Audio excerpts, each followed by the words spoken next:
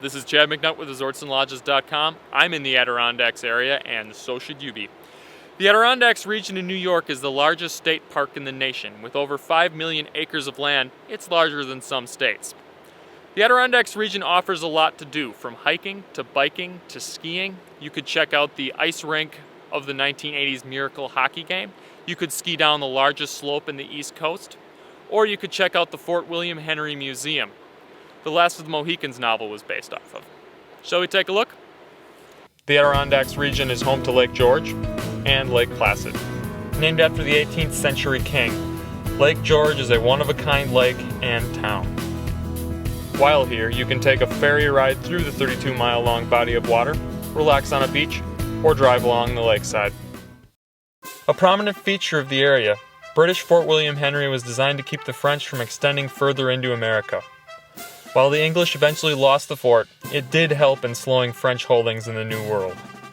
It was one of the battles that take front stage in James Fenimore Cooper's novel, The Last of the Mohicans. Interpreters will educate guests on such military implements as artillery and how they were used. There's going to be 3 commands to firing this weapon. The first to be make ready, when I'll pull the hammer back in a fully cocked position. The second will be present, when I'll point it at my enemy.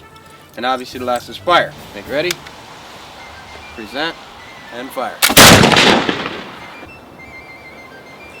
Where to fire? Fire the hole.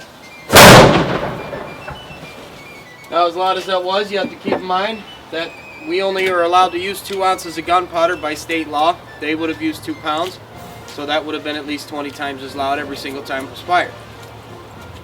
Keeping that in mind, you can probably imagine the gun crews were only expected to have your hearing for about 2 months before they were stone cold deaf. But they didn't really worry about it too much though, because their life expectancy was only a month, so they'd be dead long before they could possibly go deaf. There are also many rooms you can wander through to get an idea of what life was like for the soldiers who lived there. You can look at the archaeological findings as well. While on the main drag, you can eat at a selection of restaurants. Just a mile down the road is the Adirondack Winery and Tasting Room. Hi, I'm Mike Party. I'm the owner of Adirondack Winery, a small micro winery located in the Adirondacks. We've been in business now for just about a year, and we've had a great start, and we hope to have many more years. We make almost 30 different wines here. Unlike many of the attractions here, this winery is open all year round. We hope that you'll stop by and give it a try. An hour-and-a-half drive north, Lake Placid is famous for hosting the 1932 and 1980 Winter Olympics. The ski jump is worth a look, and many are drawn to the white-faced Olympic mountain for downhill skiing. Here you can find the biggest vertical drop in the east at 3,430 feet. Most famous is the hockey rink of the 1980s Miracle hockey game. The Soviets were heavily favored to beat the USA, but the United States pulled off an upset.